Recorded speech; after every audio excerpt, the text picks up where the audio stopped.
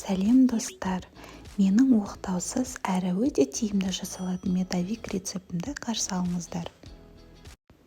Алдымен 150 грамм сары майымызды отқа қойып, ерітіп аламыз.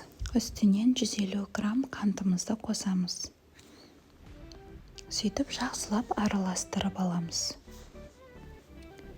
3 ас қасық балымызды қосып, жақсылап ерігенше араластырып аламыз.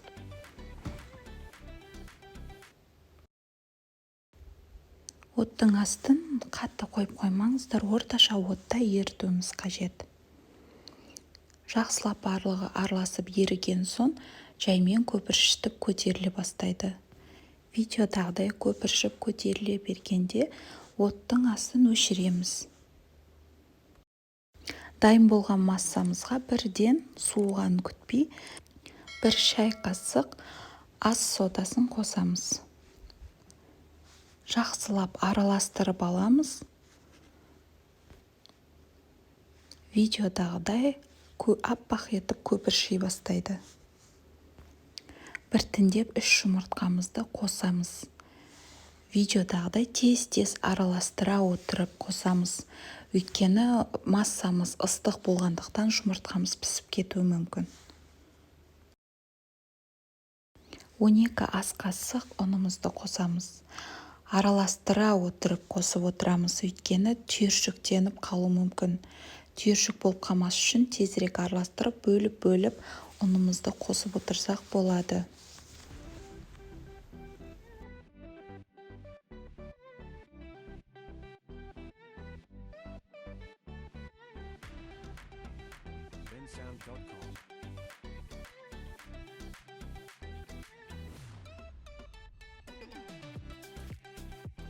Видеодағыдай қоймалжың масса болуы қажет. Егерде ұн жеткіліксіз болса, кішкене қосып жіберуімізге болады. Пергамент қағазымызды дайындап аламыз. Мен 8 бөлікке бөлдім, өйткені мен 8 корж шығарамын. Диаметрін 22 сантиметр етіп өлшеп сызып алдым. Барлығын бірдей етіп өлшеп сызып аламыз. Сызылған бетін теріс қарата отырып, арғы бетіне қамырымызды жайып шығамыз. Қамырымызды 8 бөлікке бірдей теңдей етіп, қасықпен бөліп салып шығамыз.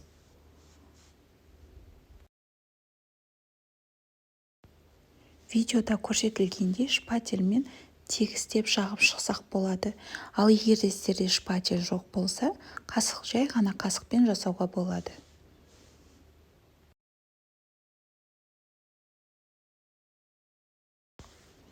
Дайын болған корждарымызды пеште 180 градусқа салып, қызарғанша пісіріп аламыз.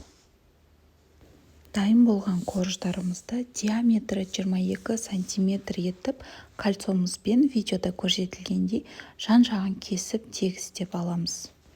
Корждың қалдықтарын әсемдеп безендіруге алып қаламыз. Енді заварной крем дайындаймыз. Ол үшін 1 стакан сүтімізді аламыз. Және де оған 1 стакан суымызды қосамыз. 5 ас қасық қант қосамыз. Және де 3 ас қасық ұн қосып, жақсылап түйіршік болмастай етіп араластырып аламыз. Ары қарай орташа отта қайнағанға дейін араластырып отырамыз массамызды.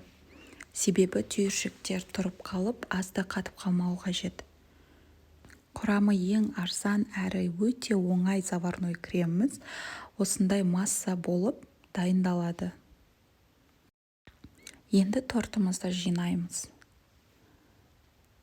Ол үшін корждарымызды кольцоның ішіне салып, заварной кремімізді өте жұқа етіп жағып шығамыз.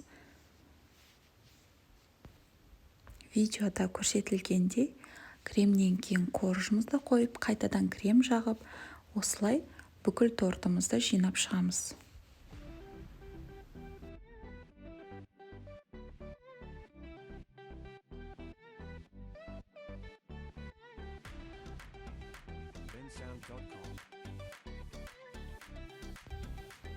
Тортымыз толықтай жиналып болған соң, кольцомызды жаймен шешіп аламыз. артылған кремді жан жағына шет-шетіне жағып шығамыз.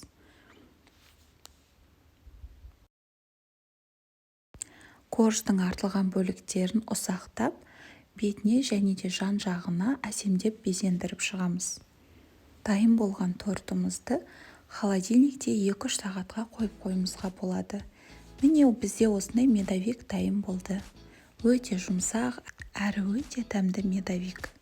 Үй жағдайында жасауға өте тиімді медовик. Сіздермен бірге болған Жанат. Тағы да менің рецепттерімді күтетін болсаңыздар, менің каналыма тіркелуді ұмытпаңыздар.